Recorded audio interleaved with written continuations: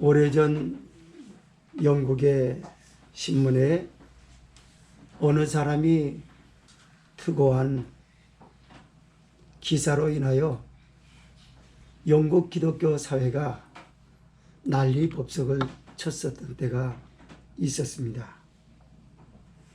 글의 내용은 이랬습니다. 어떤 사람이 기독교를 연구했나 봅니다. 그러면서 말하기를 목사들은 설교를 대단히 중요시 여긴다. 그래서 설교 준비하는 데만 오랜 시간을 투자하고 거기에 뒷받침되는 자료를 모으느라고 혈안이 되어 있더라. 그래서 자기도 30여 년 동안 신앙생활하면서 적어도 3,000번의 설교를 들었다는 겁니다. 그런데 대단히 놀라운 사실은 내가 그렇게 많은 설교를 듣고도 단 한 편의 설교 내용도 내게 기억되는 것이 없다. 그래서 이제는 교회 가서 목사의 설교를 듣는 일보다 다른 일을 힘을 쓰고 노력하는 것이 내게 더 유용하지 않겠느냐라는 매우 충격적인 기사였습니다. 이 기사 때문에 그 주간에 질문과 토론과 여기저기서 난리 난 거예요. 이건 기독교를 완전히 무너뜨리는 일을 기사에 실었다. 그러면서 엄청나게 난리 법석을 칩니다. 그런 가운데 어떤 사람의 글의 내용이 떠들썩하는 그 소리, 그 수도 없는 잡다한 소리를 잠잠케 만들어 놓았습니다. 그것은 무엇이었냐면 어떤 사람이 30년 동안 결혼 생활한 이야기였습니다. 나는 결혼한 지 30년이 됐다. 그리고 식사를 한 것을 32,850번을 식사했다. 대부분 내 아내가 차려준 음식들이었다. 그런데 놀라운 사실은 그 며칠을 앞두기 전까지는 수많은 식사를 맛있게 먹었는데도 불구하고 식단을 기억하는 것은 내가 없다. 그러나 대단히 놀라운 사실 하나를 확신할 수 있는 것은 내가 이렇게 살았다는 거다. 만약 내가 그 식단이 나에게 아무 유용이 없었더라면 나는 오래전에 굶어 죽었을 것이다. 라는 내용이었어요. 그것이 시끄럽던 영국 기독교 사회를 잠잠케 만드는 핵이 되었다고 합니다. 예수님이 말씀하세요. 사람이 떡으로만 살 것이 아니요 하나님의 입에서 나오는 말씀으로 산다. 아멘. 모페트 성경 번역에는 이것을 어떻게 해석을 했냐면 하나님의 입에서 나오는 말씀으로 산다라고 하는 것을 이렇게 정의했습니다. 너희 믿음의 결단을 공급하라. 공급하라는 얘기는 뭔가를 해야 된다라는 말입니다. 우리는요, 하나님이 하셔야 할 일과 우리의 하여야 할 일에 대해서 아직도 구분하지 못한다고 하는 사실입니다. 하나님이 하시는 일을 우리가 못하고요, 우리가 하는 일을 하나님이 대신해 주지 않습니다. 하나의 예로 구원하고 성화하는 것은 내가 할 수 없어요. 그건 하나님의 일입니다. 그러나 하나님은 우리에게 좋은 습관과 성품을 그냥 주시지 않습니다. 세상을 똑바로 걸어가도록 만들어 주시지도 않아요. 왜냐? 그건 내가 할 일이에요. 우리 기독교 사회가 이걸 모르는 것이 성령의 역사를 저해하고 하나님의 능력을 제한하는 것이 아니냐라는 겁니다. 하나님의 말씀은요, 살았고 운동력이 있다고 그러는데 운동력이 없다라고 그러면 말이 되겠냐라는 거예요.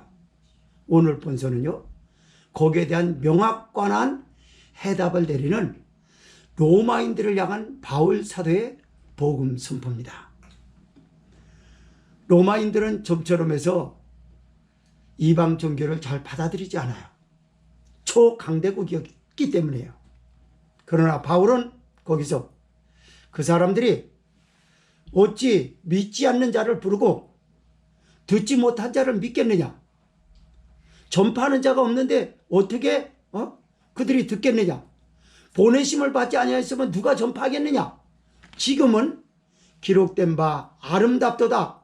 좋은 소식을 전하는 자들의 발들이요 함과 같으니라 한 것처럼 하나님의 복음을 전하는 전령자들이 지금 시급하다. 바울 사도가 얘기를 해요. 그러면서 여기서 우리 기독교 사회의 전성기 때를 보게 하여서 제가 원고를 올렸고요. 코로나19 사태로 인하여 사탄의 밀가부르듯 하는 교회가 만 2년 동안에 모든 영성을 잃어버렸다는 사실과 그럼에도 불구하고 하나님의 말씀은 살았고 운동력이 있어서 불똥을 튀듯해서 또 다른 이에게 튀어들어가고 있다는 놀라운 사실을 원고에 조목조목 제가 적었어요. 오늘 이런 말씀의 배경과 내용을 통해서 말씀을 두 가지로 나누면서 살펴보도록 하겠습니다. 첫째로 14절에서 18절은 끊임없이 말씀을 듣는 데서 믿음의 역사는 작용된다고 바울 사도가 외치고 있습니다. 두 번째 19절에서 21절은 완악한 백성들을 향한 하나님의 끝없는 자비하심을 여기서 말씀을 합니다. 14절에서 18절 읽겠습니다. 시작. 그런즉 저희가 믿지 아니하는 일을 어찌 그러리요? 듣지도 못한 일을 어찌 믿으리요? 전파하는 자가 없이 어찌 들으리요? 보내심을 받지 아니하였으면 어찌 전파하리요? 기록된 바 아름답도다. 좋은 소식을 전하는 자들의 발이요 함과 같으니라. 그러나 저희가 다 복음을 순종치 아니하였도다. 이사야가 가로되 주여 우리의 전하는 바를 누가 믿었나이까 하였으니 그러므로 믿음은 들음에서 나며 들음은 그리스도의 말씀으로 말미암느니라. 그러나 내가 말하노니 너희가 믿지 아니하였느냐? 그렇지 아니하다. 그 소리가 온 땅에 퍼졌고 그 말씀이 땅끝까지 이르렀도다 하였느니라. 거기까지. 성도 여러분, 바울 사도가요 로마의 복음을 전하기를 얼만큼 갈망하였었던지 잘 알 수 있어요. 그는 로마에 들어갈 방도를 찾습니다. 그러나 방도는 쉽지 않았어요. 한 가지 방법을 채택합니다. 로마 황제의 법을 어겨서 황제의 법령을 어긴 죄로 결박돼서 죄수로 그 앞에 서는 일이었어요. 바울은 그 일을 하나님의 큰 은혜로 받아들였어요. 그리고 1차적으로 아그리빠 왕과 베스도 총독이 집행하는 법정에 서게 됩니다. 거기서 다메섹 도상에서 예수 그리스도를 만난 사건을 간증을 해요. 아그리빠 왕은 바울아, 네가 많은 말을 하려고 하나 나로 그리스도의 사람이 되게 하려는구나, 이런 얘기를 했어요. 그리고 급기야 로마에 들어갔습니다. 바로 그 사건을 말씀하고 있는 것. 유대인들은 이런 생각을 했습니다. 로마인들은 초강대국이고 그 당시로는 첨단 문명 국가였기 때문에 이방 종교를 받아들이지 않는다 라는 지배적인 생각을 갖고 있었어요. 감히 식민 지배의 나라에 속한 종교를 그들이 받아들이겠냐? 그러면서 유다인들은 사도를 파견하는 일에 있어서 복음 전파자를 로마에 보내는 일에 대해서 매우 머뭇거렸습니다. 그게 예루살렘의 착오였어요. 그때 바울이 말합니다. 그들이 믿지 않는 일을 어떻게 부르겠느냐? 듣지 못한 자를 어떻게 믿겠느냐? 전파하는 자가 없이 어떻게 복음을 듣겠느냐? 보내심을 받지 아니하였으면 누가 이걸 전파하겠느냐? 기록된 바 아름답도다. 좋은 소식을 전하는 자들의 발효함과 같으니라 하였느니라. 아멘. 그렇습니다. 바울은 하나님의 마음을 이야기를 했어요. 하나님이 지금 이 시대에 무엇을 원하는지 아냐. 복음 전파자들이 시급하다는 겁니다. 어떤 영국 일간지 신문에 실렸던 기사처럼 그러는 것이 아니라 목사가 지금 시급하다라는 거예요. 복음을 전도하는 사람이 시급하다라고 말합니다. 그렇습니다. 우리 교회 전성기 때를 한번 잠시 살펴보겠습니다. 60년대 초반에서부터 80년대 이르기까지 교회는 엄청나게 붐을 이뤘어요. 예수님을 만난 사람들이, 소위 말해서 성령 충만한 사람들이 은혜 받고요. 가는 곳마다 전도를 했습니다. 그리고 말씀 사경회와 부흥성회를 곳곳에서 이뤘어요. 그때는 내 교회가 없었어요. 그리고 은혜 받는 곳이라고 하면 누구든지 찾아다니고 기도원마다 큰 성황을 이뤘어요. 대단했습니다. 열정이 대단했어요. 그리스도를 향한 열정이 대단했고 누구든지 교회에 다니지 1년만 되면 세례를 받고 성령 받고 전도하는 전도자들이 대다수였어요. 그래서 명실공히 기독교에 금자탑을 쌓아 올리기를 천만의 성도로 만들어놓은 역사가 아니었겠습니까? 그렇게 영성이 유지된 것이 세상 영화에 매몰된 기독교는 서서히 침몰하더니 급기야 코로나19를 만나서 만 2년 반을 지금 거슬러 가면서 사단의 기지를 당하고 나서 영성을 다 잃어버렸어요. 마귀는 교회에 올려놓고 문재인 정권의 교묘한 정책으로 기독교 말살 정책이라고 하는 걸 분별 없이 응하여 그 키에 과감없이 교회는 올랐었어요. 마귀는 이때라고 정신없이 까불러댑니다. 목사들이 거기서 춤을 춰요. 영성을 잃어버립니다. 말씀을 볼 수 있는 눈이 열리지 않아요. 영혼을 상대하려고 하는 마음이 굳어져 버렸어요. 하나님을 향한 지식이 어두워졌습니다. 총명이 어두워졌어요. 명철이 사라졌어요. 아무것도 없어져 버렸어요. 그리고 비대면 예배가 마치 신사적인 예배처럼 둔갑을 하고 마귀가 교묘하게 이끄는 대로 교회는 그렇게 힘을 잃었어요. 거기에 상대하는 성도들의 영성은 어떤가요? 열정이 없어요. 성경을 읽는 건 세상 일반 책을 읽는 것만도 못한 것이 오래전이었습니다. 기독교 서점의 이야기를 지난번에 듣고 깜짝 놀랐어요. 책이 안 팔려도 너무 안 팔린다. 80년대에 비하면 10분의 1도 안 팔린다라고 그러더라. 80년대만 해도요. 기독교 서점에 보면 기독교인들로 꽉 찼어요. 서적을 보려고. 설교책이 제일 많이 팔렸어요. 공과 공부책. 그리고 예수님에 대한 재밌는 정곡을 콕 찌르는 이야기 등등 제목의 책들이 많이 팔렸어요. 근데 이제 찾는 지가 없는 거예요? 뭘 말해주는 거예요? 영성이 사라졌습니다. 영성이 사라졌다는 말이에요. 성경이 읽고 싶은 마음이 없어요. 기도하고 싶은 욕구가 사라졌습니다. 바울 사도가 여기 믿지 아니하는 자를 어떻게 부르고 듣지 않고서 어떻게 믿겠으며 전파하는 자가 없이 어떻게 듣겠으며 보내심을 받지 아니하였으면 누가 듣겠느냐라고 한탄하였던 것처럼 하나님이 지금 아름다운 발걸음을 쳤는데 아름다운 발걸음이 누구냐? 강대상에서 가감없이 하나님의 말씀을 믿고 그대로 성도들에게 호소하고 설득을 끌어내려고 하나님 앞에 중매를 시키려고 열정을 토로하고 있는 그 목회자를 사랑한다라고 성령은 지금 말씀을 하고 있어요.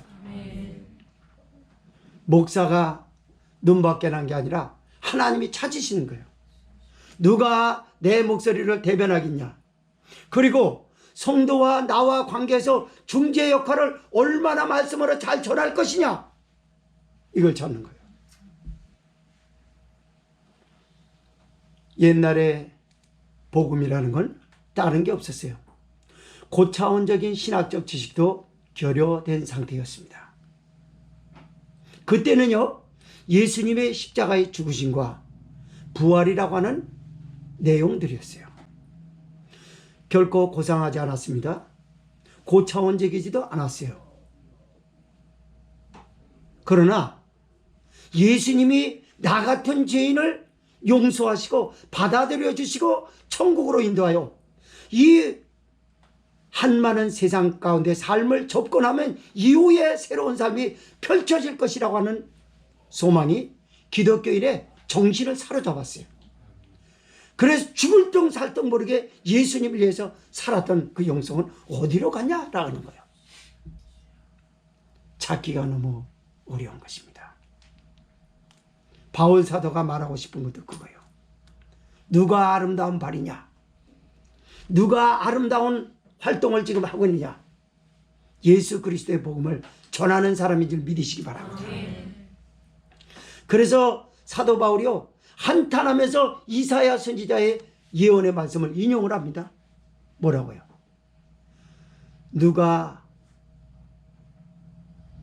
여호와의 말씀을 믿겠느냐? 여호와의 팔이 네게 나타나느냐? 이사야 53장 1절을 지금 인용하는 걸 이렇게 말씀을 했어요. 16절 읽어볼까요? 시작. 그러나 저희가 다 복음을 순종치 아니하였도다. 이사야가 가로되 주여 우리의 전하는 바를 누가 믿었나이까 하였으니, 여기는 그렇게만 얘기인데 우리의 전하는 바를 누가 믿었느뇨? 여호와의 팔이 네게 나타나느뇨? 이사야 53장 1절은 그렇게 기록하고 있어요. 성도 여러분, 주목해 보십시오. 하나님의 팔이 어디서 나타났습니까? 하나님의 팔은 능력을 말하는 거예요. 안 되는 걸 되게 한 것을 기독교인이 세상 앞에 보여준 것이 어디냐고 말이에요. 어디 갔냐고 말이에요. 하나님의 말씀이 그렇게 운동력 있는데, 이사야 55장 10절에서 11절 말씀입니다. 뭐라고요? 하늘에서 비와 눈이 땅에 내려서 땅을 적시고 싹이 나게 하고 파종하는 자에게 열매를 씨를 주고 입이 있어서 먹고 싶어하는 자에게 양식을 준 것 같이, 나의 말은 헛되이 다시 돌아오지 아니하고 나의 뜻을 이루며 나의 명한 바를 형통하게 이루리라. 그게 여호와 팔이야. 여호와의 팔이 안 나타나는 거예요. 병들어도 못 고쳐요. 코로나에 걸려요. 코로나 걸린다는 게 다 잘못됐다는 걸 말하는 거 아닙니다. 예수님은 어디 갔냐고 말이에요. 코로나가 무서워서 예배를 못 드려요. 이런 말도 안 되는 일을 하고 있어요. 끔찍한 전염병을 보고도 문둥병자, 한센병자를 두려워하지 않고 예수님 저 영혼을 내가 어떻게 구원했으면 좋겠습니까? 하여 성령은 이런 감동을 주셨답니다. 그의 고름을 입으로 빨아내라. 문둥병자도 정상인을 거부하고요, 정상인은 문둥병이 더 무서운 거예요. 그러나 내가 저에게 접근하여 저 영혼을 살리고 내가 복음을 전하기 위해서는 어떻게 하겠습니까? 하니까 여호와의 팔이 나타났잖아요. 목사님한테 뭐라고? 고름을 빨아내라. 문둥병이 꾸덕꾸덕해지기 시작합니다. 할렐루야. 그러더니 예수님을 전합니다. 나는 하나님의 종이라 말합니다. 나는 여러분에게 뭐 때문에 왔냐면, 나는 여러분을 사랑할 수 없지만 예수님이 나 같은 죄인도 사랑했는데 그 예수님이 성령으로 나를 사로잡아 지배하여 여러분의 영혼을 사랑하는데, 내가 사랑하는 게 아니라 하나님이 사랑합니다. 여호와의 팔을 보여줬어요. 문둥병 환자들이 눈시울을 적십니다. 그러면서 목사님, 예수님이 그렇게 좋은가요? 예, 좋고 말고요. 연기하는 목사님이 아니었어요. 성령에 사로잡혔어요. 좋고 말고요. 저를 보세요. 문둥병 안 걸려요. 문둥병 예수님이 치료해 주세요. 예수님 만나는 과정에 병이 도져가지고 죽으시면 하늘나라 천국 가요. 천국에서 문둥병도 없어요. 아픈 것도 없고 곡하는 것도 없고 애통하는 것도 없고 다시 저주가 없어요. 이렇게 감동을 시키지 않았습니까? 근데 그 여호와의 발이 없는 겁니다. 하나님의 뜻을 이루지도 아니하고 하나님의 보낸 바 명령에 형통하게 이루는데 더디고 있는 거예요. 하나님의 말씀은 도대체 어디로 가는 건가? 누가 듣기는 듣는 건가? 바울은요, 그럼에도 불구하고 믿음은 들음에서 나며 들음은 그리스도의 말씀으로 말미암았느니라 라고 하여 예수님의 십자가에 죽으신 사건을 계속 증거하라고 성경은 지금 교회인 우리에게 전율하는 줄 믿으시기 바랍니다. 예수님이 우리에게 전하를 내가 너의 죄를 위해서 죽었다는 걸 알아라. 내가 너희 저주를 속량하기 위해서 사망 권세를 깨뜨렸다는 걸 너희는 믿어라. 그럼 믿는 사람만 살아요. 살았다는 건 뭡니까? 병에 안 걸렸다라는 의미만 아니라 그 병 무섭지 않아요. 저도 그랬다고 하지 않았습니까? 저가 저쪽 분들은 일어나지도 못하고 오랜 몇 개월이 됐는데도 저는 멀쩡하고 확진자가 깎아주는 과일도 먹고 안 걸려요. 예수님이 얼마나 대단한 분인지 아세요?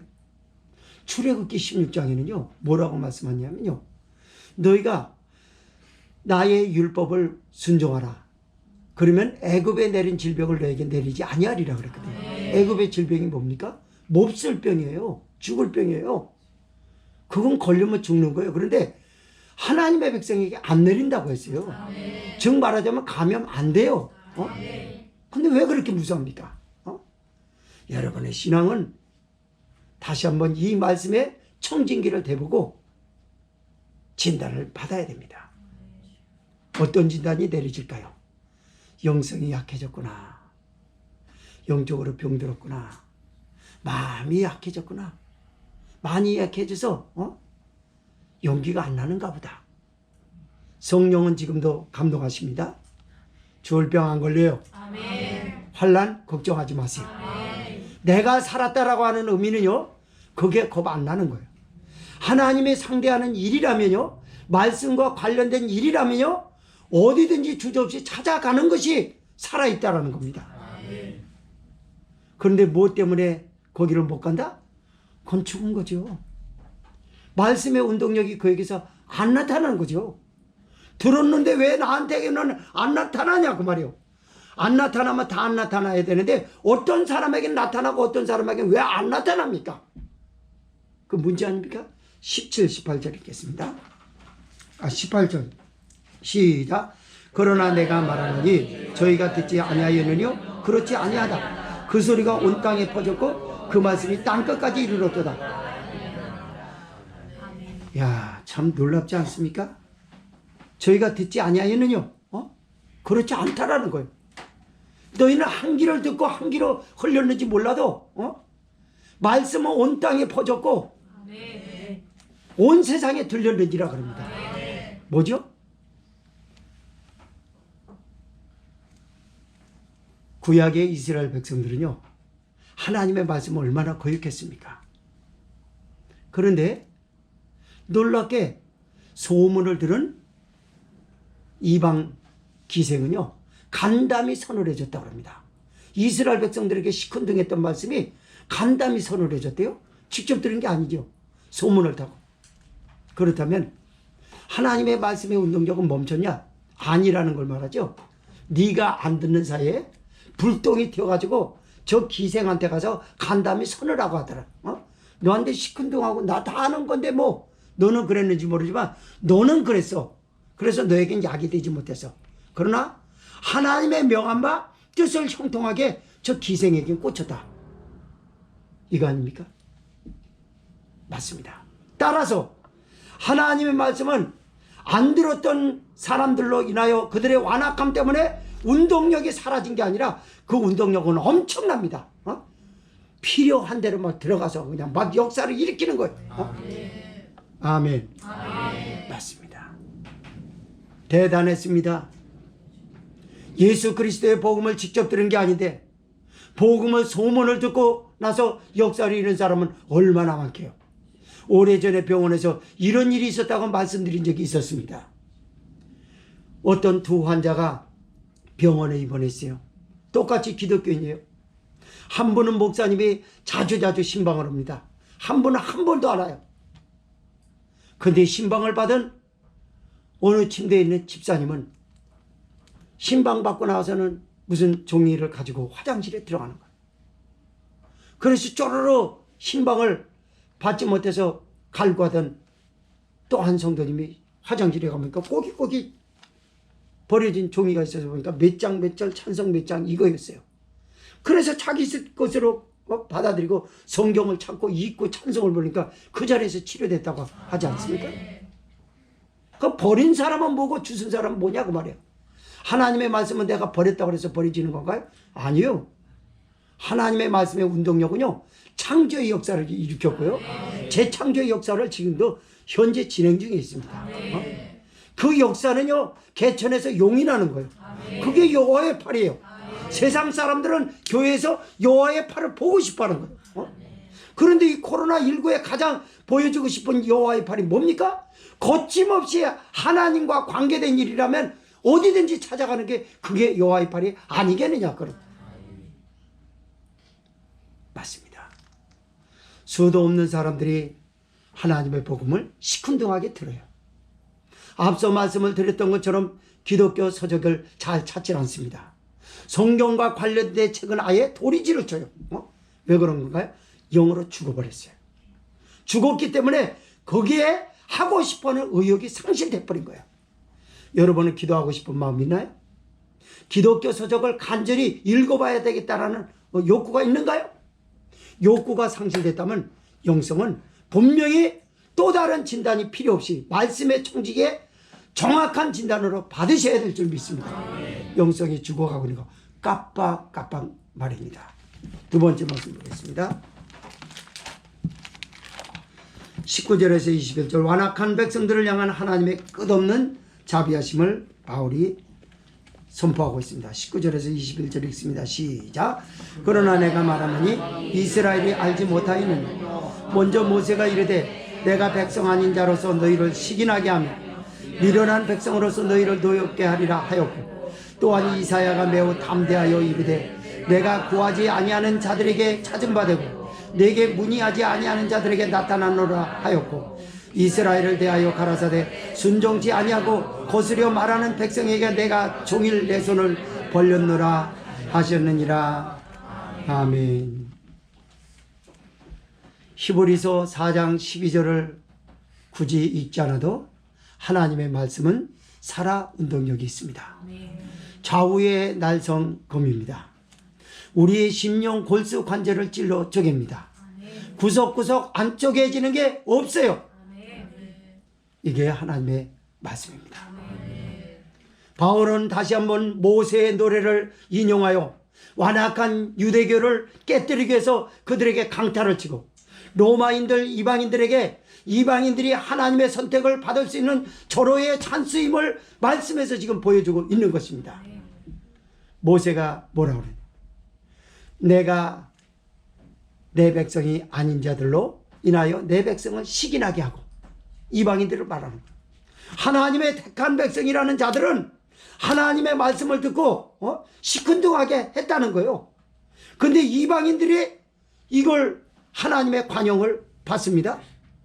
택한 백성은 포로로 끌려가는데 이방인들은 포로로 끌려가는 게 아니라 오히려 하나님의 관용을 받아요. 어떻게 관용을 받는 건가요? 전혀 밑도 끝도 없이 관용을 받는 건가요? 하나님의 말씀에 귀한 것을 알려주려고 하나님이 그렇게 하신 것인 줄 믿으시기 바랍니다. 맞습니다. 우리 가끔 가다가요, 애들 보면 산만하잖아요. 그러나 진중하게 자기를 가다듬고 외형으로는요 신령과 진정으로 예배를 드리는 것처럼 참신하게 안고 있는 성도보다도 왔다 갔다 장난치는데도 불구하고 하나님의 말씀을 잘 알 때가 있어요. 결과론적으로 그렇게 나타날 때가 있어요. 뭐라 그러죠? 하나님 말씀 아까 들었는데 이렇게 했는데 이럽니다. 참신하게 들었던 어른은 모르고 있어요. 근데 애가 들어요. 요게 무슨 말씀 하려고 제가 이 말을 여러분에게 예로 들을까요? 여러분, 교회에서 말썽 일으키지 않는 성도가요, 성도와 관계도 좋고 자기 신앙이 참신합니다. 근데 믿음이 부족하다라고 손가락질을 하는 그 사람이 오히려 하나님의 말씀의 깨달음을요, 은혜를 더 잘 받을 때가 있어요. 참신하다는 사람이 알지 못하는 영성을 가지고 있는 것을 종종 보더라고 말해요. 왜 그렇습니까? 그거는요, 하나님의 말씀을 선포하는 목사를 자고하지 않게 하려는 하나님이신과 동시에 말씀을 전하는 것이 얼마나 귀중한 일이냐라고 하는 것을 동시다발적으로 깨우치는 것들입니다. 목사가요, 자기 설교를 다 듣고 교회에서 일 잘하는 성도를 집중을 해서 설교를 예를 들어서 했다고 쳐봅시다. 해서 착착착착 순종하고 다 목사의 말이 나면 하늘과 땅끝까지 다 듣는다고 한다면요,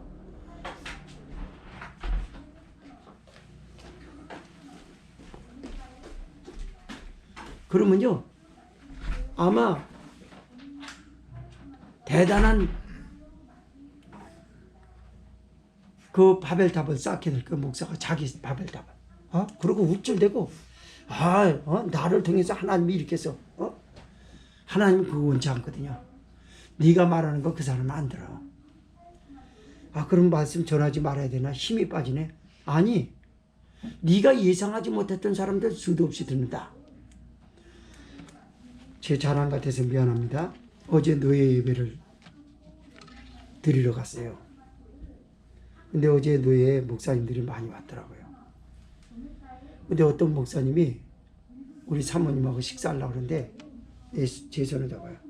목사님 방송 설교를 듣고 내가 눈물 콧물을 많이 썼습니다. 고맙습니다. 목사님, 내가 선물 하나 해드리고 싶은데 뭘 했으면 좋겠습니까? 이러더라고요. 그러죠.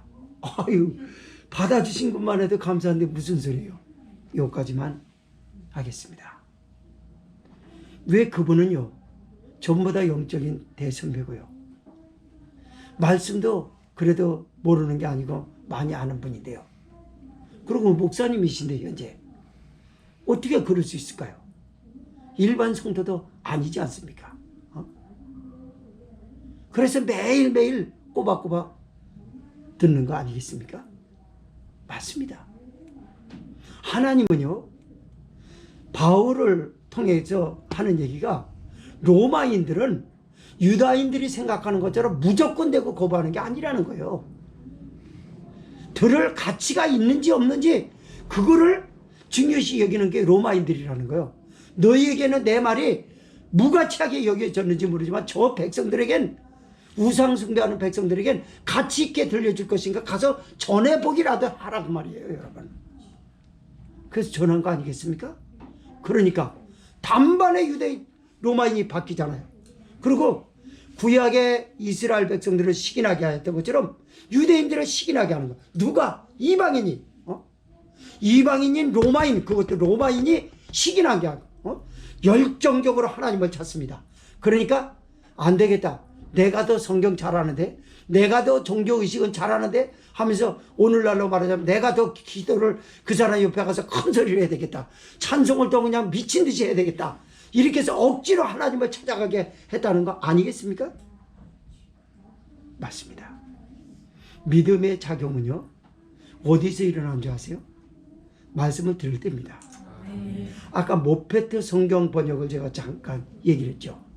하나님의 입에서 나오는 말씀으로 사는 것이라 라고 했는데요, 그거를 너희 결단을 공급하라 라고 했습니다. 와닿는 것이요, 말씀을 듣다 보면요, 결단이라는 게 있어요. 우리가 음식을 먹지 않습니까? 그럼 음식을 먹으면 밥값을 하잖아요. 가장이면 나에게 부양할 가족들이 있잖아요. 그래서 그 식솔들을 위해서 어떻게 해야 된다라는 결단이 서는 겁니다. 그걸 공급받아요.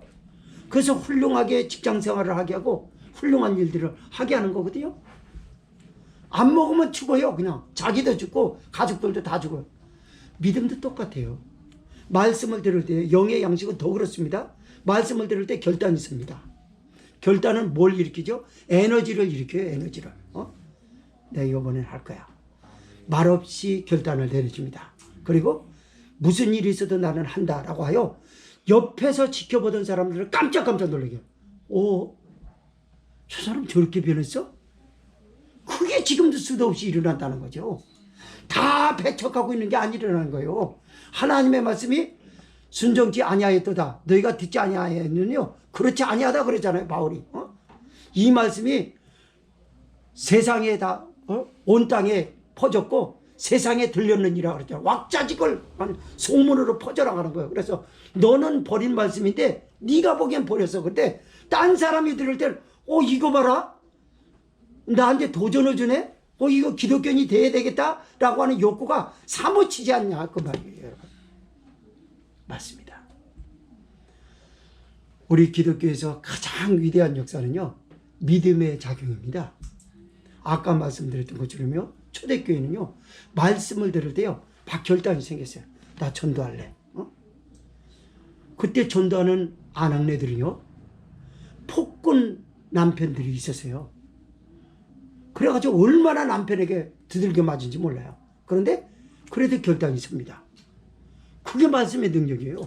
그래서 얻어 터져도 가서 절하는 거예요. 얻어 터지는데도 새벽기도 가요. 얻어 터지는데 11조 돈은 못 드려도 곡식이라도 드려야 됐다고 쌀을 훔쳐서 여기다 이렇게 감치고 다음으로 집어던지고 이렇게 나가서 그거 드리는 거예요. 그 어디서 공급받았나요? 그게 말씀이죠. 그래서 너희에게 겨자씨 하나일 만한 믿음, 겨자씨 하나일 만한 믿음 어디서 생긴대요? 말씀 들을 때 움직여요. 여기서. 그게 딱 생기면요 산을 옮기는 것입니다. 뽕나무를 뽑아다가 바닷물에 심겨도 그대로 심겨질 거예요. 이게 여호와의 팔이 아니냐라는 겁니다. 20절에서 21절 읽습니다. 시작. 또한 이사야가 매우 담대하여 이르되 내가 구하지 아니하는 자들에게 찾음 받으고 내게 문의하지 아니하는 자들에게 나타나느라 하였고 이스라엘에 대하여 가라사대 순종치 아니하고 거스려 말하는 백성에게 내가 종일 내 손을 벌렸노라 하셨느니라. 아멘. 이사야의 담대하게 선포했던 말씀을 인용해서 그런 거예요. 이사야가 매우 담대하게 하여 이르되라고. 그러면서 내가 구하지 아니하는 자들에게 찾음 받고 내게 문의하지 않은 자들에게 나타나노라 하였거라고 합니다. 이게 뭘까요? 우리는 어떻게 예수님을 만났나요? 내가 구하지 않았어요. 내가 찾지도 않았어요. 그런데 나에게 찾아졌습니다. 이교도는요. 그 사람이 찾아가서 그 신을 만나요. 우리 기독교의 하나님은요. 마치 큰 좌석 앞에 힘없이 끌려갈 수밖에 없는 예수 그리스도의 십자가의 사랑에 끌려서 하나님에게로 달라붙는 줄 믿으시고 그러니까 하나님이 우리를 찾아주는 거예요. 이사야 선지자의 담대한 선포를 인용하여서 로마인들에게 전하였던 바울 사도의 그 메시지의 숨은 내용은 무엇을 말하는 건가요? 야, 이방인들이 너희가 본 그대로 맞아. 저들이 하나님을 어떻게 하냐? 근데 하나님의 관용을 저렇게 특별하게 받는 이유가 뭐냐? 저들이 찾았지도 않은데 구하지도 않은데 하나님이 찾아주신 거고 저들이 찾으려고도 안 하는데 나타나지 않았느냐? 너는 처음부터 택한 백성이었냐? 유다인 보고 그런 거예요. 넌 처음부터 택한 백성이냐고 말이야. 하나님이 너를 택하였지 네가 어떻게 선택권이 있냐? 하나님을 내가 선택하고 막 그런 사람이 하나님의 말씀을 받아들일 수 있고 내버릴 수도 있다라고 생각하고 그렇게 사냐? 그렇게 오만하게 사냐? 그걸 지금 성령이 탄식을 하고 있어요. 맞습니다. 목회자 세계에서도요. 재미없는 사람을 딱 보면요. 성경에 대해서 아는 게 없어요. 그리고 성경 얘기만 하면 조금 이따 약간 조금 지루한 저기를 가져요. 그럼 딱 하기 싫거든요. 그거 하나 때문에. 근데 다수가 좋아하니까 어떻게 해요? 그래, 그거 눈길 안 줘요. 지루해하고 있는데 거긴 눈길 줄 이유가 뭐 있습니까? 그러면 맞짱 뜨는 것밖에 안 되잖아요. 그래서 맞짱 뜨기 싫어서 딴 데를 저기 해요. 그럼 미안했는지 저기 하면 아우 어저께 잠을 못 잤더니 피곤하고 그런 거 없어요. 여러분. 잠 못 자도요 하나님의 말씀은 눈을 번쩍 뜨게 합니다. 딱 읽잖아요. 읽으면 번쩍. 성경 읽다가 좋은다고요? 초창기엔 그랬죠. 몰랐을 때는 아무것도. 근데 하나님의 말씀은요 대단한 생기가 있더라고요. 얼음덩어리. 생수와 같더라는 거죠. 말씀을 읽으면 정신이 번쩍 납니다. 아이 적을 게 너무 많은데 어떻게 잠을 자요? 적을 게 그냥 막 줄줄이 그냥 생겨가지고 이걸 막 여기저기 써야 되는데 어떻게 잠을 청할 수 있겠습니까? 안 되는 거죠. 그게 안 되는 게 뭐예요? 따분할 수밖에 없죠. 그럼 목사처럼 재미없는 게 어디 있겠어요? 그걸 지켜보는 목회자의 처절함을 어떻게 눈뜨고 봐줄 수 있겠습니까? 주일날 오면 어떡하나? 설교하라고 하면 어떡하나? 뭐 하라고 하면 어떡하나? 아, 절기가 돌아오는데 설교할 거 없어서 어떡하지? 그건 좀 불쌍한 거예요. 모든 건 다 가졌지 모르지만 하나님 앞에서는 그런 아름다운 발걸음이 아닐 거예요. 돈은 많고 자기의 조직 체계가 든든히 이 사회에 버팀목이 되어지고 기독교 사회에 어떤 명성을 조금 주는지는 몰라도 하나님과의 관계에 있어서는 결코 아름답지는 못한 거예요. 하나님 앞에 가서 떳떳지 못할 거예요. 그러나 그런 버팀목의 조직력은 없어도 하나님이 좋고 그 말씀이 좋고 그 말씀을 전하는 일이라면 어디든지 기쁨으로 달려갈 수 있는 걸음이라면 얼마든지 그 걸음이야말로 아름다운 활동이 아니겠냐라는 것입니다. 이스라엘에 대하여 가라사대 순종치 아니하고 거스려 말하는 백성에게 내가 종일 내 손을 벌렸노라 하셨느니라. 뭘 말씀하는가요? 집 나간 탕자가 돌아오기를 기다리는 아버지, 밤마다 문 열어놓고 나간 자식 돌아오기를 밤새 기다리는 아버지를 얘기한 거예요. 하나님의 자비가 어디 있습니까? 하나님의 인자심을 어디서 우리가 똑바로 볼 수 있는가요? 예수님의 십자가의 죽으심입니다. 아멘. 그분의 부활하심을 통해서 하나님의 자비를 똑똑히 볼 수 있었던 거예요. 아멘. 어서 돌아오, 어서 돌아마노. 누구를요? 집 나간 자식, 말씀이 싫다고 바깥에서 배회하는 자, 돌아오라고 그러는 거예요. 밤마다 문 열어놓고, 밤은 뭡니까? 죄를 져서 죄에 빠져 있는 상태. 우리 집사님 대표기도 하셨던 것처럼 죄를 먹고 마시고. 밤은 뭡니까? 진리를 발견하기 어려울 때예요. 그래서 방황하기 딱 좋은 때예요. 근데도 그때도 은혜의 문을 열어놓고 나간 자식 돌아오기를 밤새 기다리다는 거예요. 성령이 그럽니다. 너희들 똑똑히 들으라. 네 목사 입을 통해서 내가 너에게 전하는 얘기를 똑바로 들으라. 너한테 하는 소리다. 내가 너한테 은혜를 주려고 진리를 발견하지 못하는 이 혼탁한 세상에서 방황하고 있는 너에게 그래도 값없이 은혜를 주려고 지금 은혜의 문을 확장 열어놨으니까 돌아오라. 아멘. 맞습니다. 기독교인들이 가장 위대한 것은 성부와 성자와 성령 하나님이에요. 그리고 그분과 함께하고 그분이 우리와 함께 계신다라는 유일한 경험은 말씀을 들을 때예요. 그리고 말씀을 듣고 나서 우리에게 믿음의 사람으로서 여호와의 팔을 세상 앞에 보여줘야 된다라고 하는 결단을 공급하는 것도 바로 하나님의 말씀을 들은 당사자들이 결정해야 될 일들이에요. 사랑하는 성도 여러분, 하나님이 하셔야 할 일과 여러분의 하셔야 할 일에 대해서 혼란해하지 않기를 바랍니다. 하나님의 일을 겁 없이 내가 하려고 들지 마세요. 내가 할 일을 하나님이 해주실 것이라고 떠넘기듯이 하지 마세요. 그러면 가난해집니다. 나는 아무렇게나 살아도 믿음으로 잘 살았으니까 하나님이 물질을 많이 공급해 주신다라고 하는 것이 그 사람에게 큰 시행착오를 겪게 할 수도 있어요. 이거 잘 들어야 됩니다. 저축도 해야 되고요. 보험도 들어야 되고요. 살아가기 위해서는 그런 거예요. 그런 것입니다, 여러분. 특별한 경우에는 하나님의 뜻대로 하려고 성령의 감동받아서 하는 사람이 있어요. 그러나 대다수는 그런 거예요. 그래서 내가 할 일을 하지 않고 있다가 하나님 왜 내게 물질 안 줍니까? 네가 임마 뭐 보험을 들어놨냐, 네가 적금을 했냐, 그냥 다 갖다 주워 먹고 그냥 다 탕진해 버리고 나서 깡통 자기 되니까 내 핑계 대냐? 그게 이스라엘 아니었어요? 자기들이 할 일을 안 하고 있다가 나중에 위기에 처하니까 하나님의 한 게 뭐가 있냐 이러면서 그런 거 아니겠어요?